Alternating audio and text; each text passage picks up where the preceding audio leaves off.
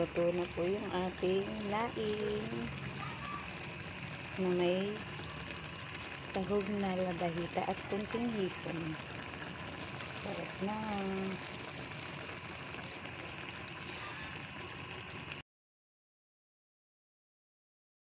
Ating gabi. Ating ilalain.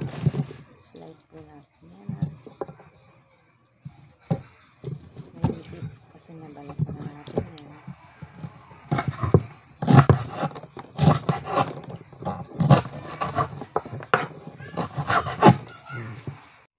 Salang natin sa pangalawang gata ng ating gabi.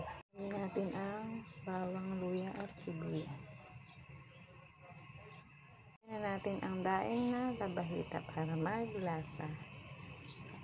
Yun ang ating pangalawang gata. Ibuhos na natin ang kakang gata para mas bili ang ating laing. Para mas malasa, maglagay tayo ng konting hipon, siling green at labuyo. Wala yung mag-add dyan ng 1 kutsarang suka para tanggal ang umay natin sa ginataan. Hindi tayo maumay.